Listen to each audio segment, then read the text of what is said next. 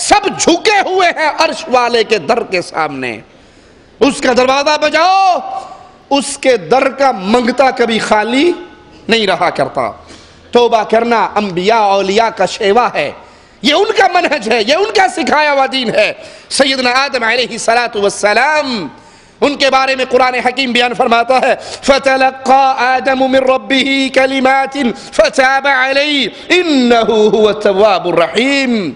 پھر آدم نے اپنے پروردگار سے کچھ کلمات سیکھے، معافی مانگنے کے کچھ کلمات سیکھے، معافی مانگی تو پھر اللہ نے ان کا قصور معاف کر دیا. وہ بہت توبہ قبول کرنے والا، نہایت رحم کرنے والا.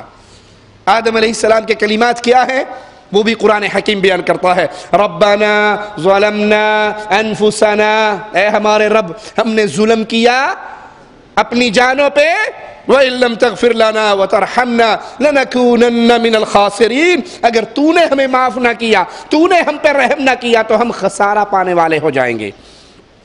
سورۃ اعراف آیت نمبر 23 اور فَتَلَقَّى آدَمُ مِن رَبِّهِ، یہ سورۃ بقرہ آیت نمبر 37. قرآن حکیم آدم علیہ السلام کی توبہ کا قصہ بیان کر رہا ہے. ان سے غلطی ہوئی، معافی مانگتے رہے، پھر اللہ سے کچھ کلمات سیکھے، وہ پڑھے، معافی مانگی، اللہ نے توبہ قبول کر دی. اللہ نے وہ کلمات بھی قرآن حکیم کے اندر بیان فرما دیے. یہ قرآن کا واقعہ ہے. اور مولویوں کا واقعہ کیا جی؟ تسی کتنے ماننا جی؟ آدم علیہ السلام اتنے سال تک روتے رہے، معافی مانگتے رہے، کچھ نہیں ہوا.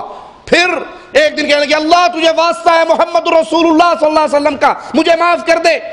اللہ نے پوچھا آدم تجھے کیا پتا محمد صلی اللہ علیہ وسلم کے بارے میں؟ کہا جب میں جنت سے نکل رہا تھا میں نے دیکھا تیرے عرش کے نیچے لکھا ہوا تھا لا الہ الا اللہ محمد رسول اللہ، میں سمجھ گیا یہ کوئی بہت بڑی ہستی ہوگی.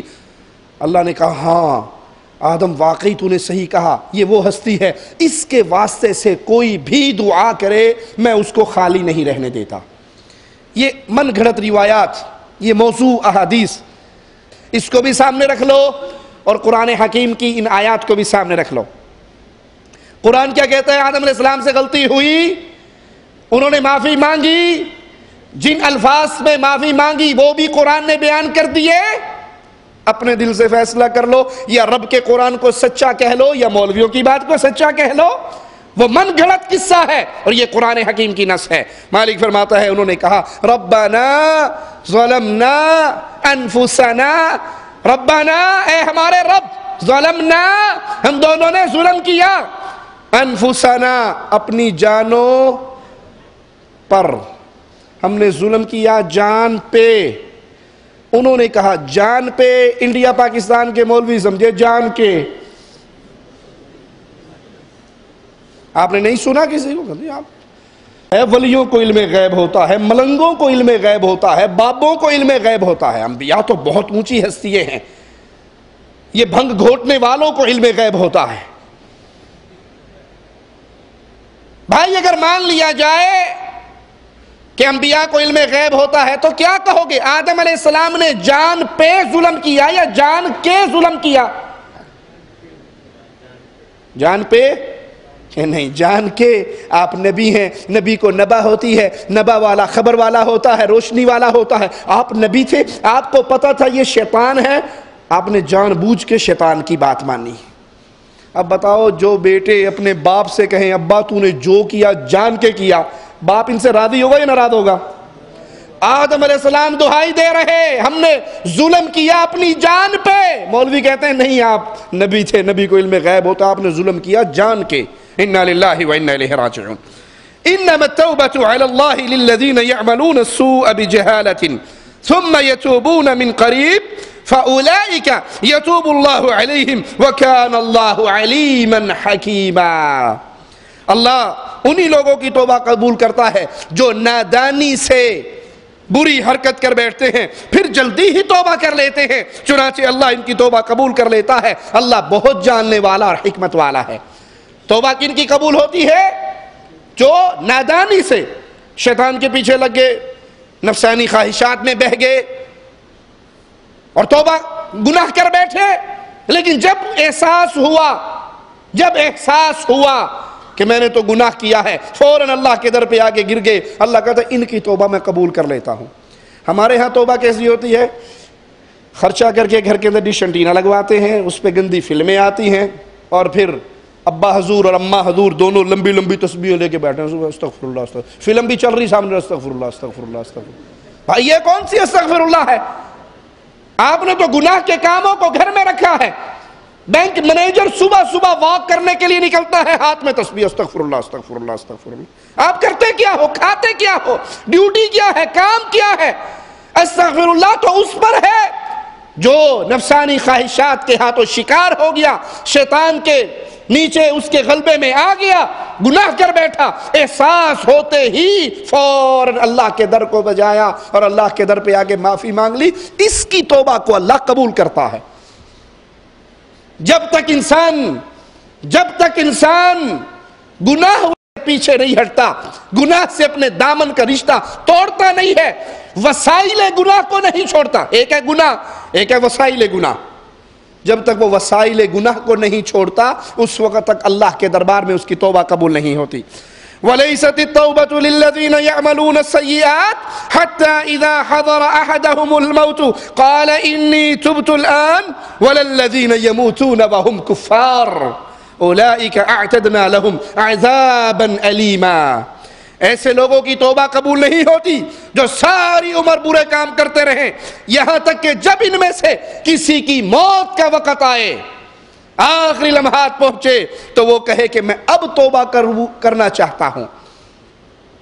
ساری عمر حرام کھا رہا ہے، ساری عمر سود کے کاروبار کر رہا ہے، ساری عمر لاٹری، جوا، قسمت پڑیے، اور ان ظالموں کا حال کیا ہے؟ پرائز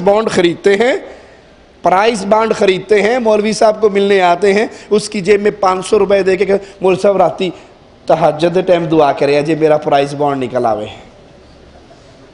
انا للہ و انا الیہ راجعون۔ انسان ساری عمر حرام کھاتا رہے، حرام کے راستے پہ چلتا رہے، بدکاری کے آلات کو اپنے گھر میں سجاتا رہے، اپنے گھر میں حکومت شیطان کی قائم کرتا رہے، اور جب موت کا وقت آئے کہ جی ہون میری توبہ ہے، یہ توبہ جھوٹی توبہ ہے۔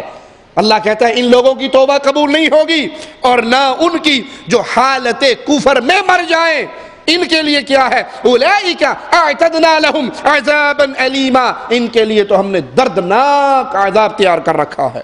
اللہم لا تجعلنا منہم ولا معاہم ولا فیہم۔ توبہ سے ملتا کیا ہے؟ توبہ کی جزا کیا ہے؟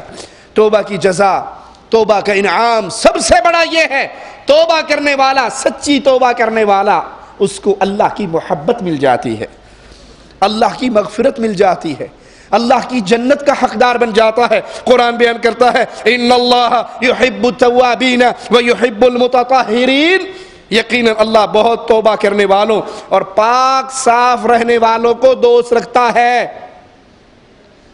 یہ قرآن حکیم کی آیت سنائی میں نے آپ کو، سورۃ بقرہ آیت نمبر 222۔ اللہ دوست رکھتا ہے بہت زیادہ توبہ کرنے والوں کو، اور وَيُحِبُّ الْمُتَطَہِّرِينَ، پاک صاف رہنے والوں کو اللہ دوست رکھتا ہے۔ ہمارے ہاں اللہ کا دوست کس کو مانا جاتا ہے؟ گلبرگہ شریف میں اور ملتان شریف میں جڑا لمبے لمبے بال ہوں، مونچھیں بڑی ہوئی ہوں، ہاتھوں میں اس کے منکے ہوں، گلے میں اس کی مالائیں پڑی ہوئی ہوں، پاؤں میں اس کے کڑے پڑے ہوئے ہوں، کبھی طہارت نہیں، کبھی غسل نہیں، کبھی صفائی نہیں، کبھی ستھرائی نہیں، دورو بو آنڈئیے۔ کیونکہ ہم گندے مندے اس لیے رہتے ہیں کہ ہم اپنے مرشد کی یاد میں اپنی نماز کو قائم رکھیں، کبھی غافل نہ ہوئیں۔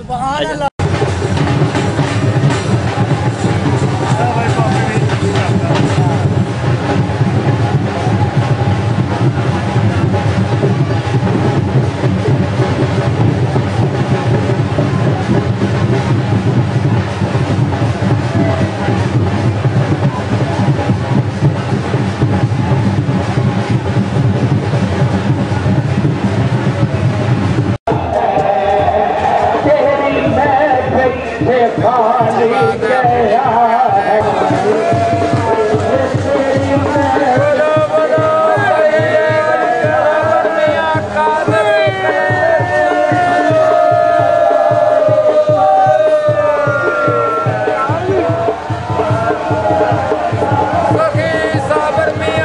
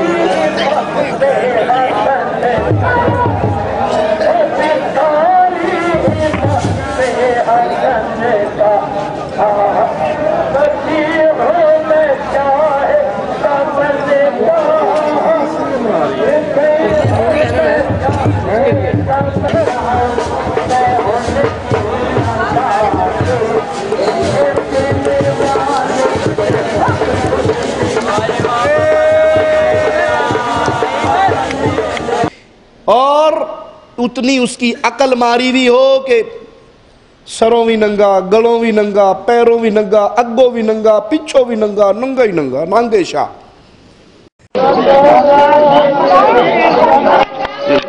अब सारा ले लो।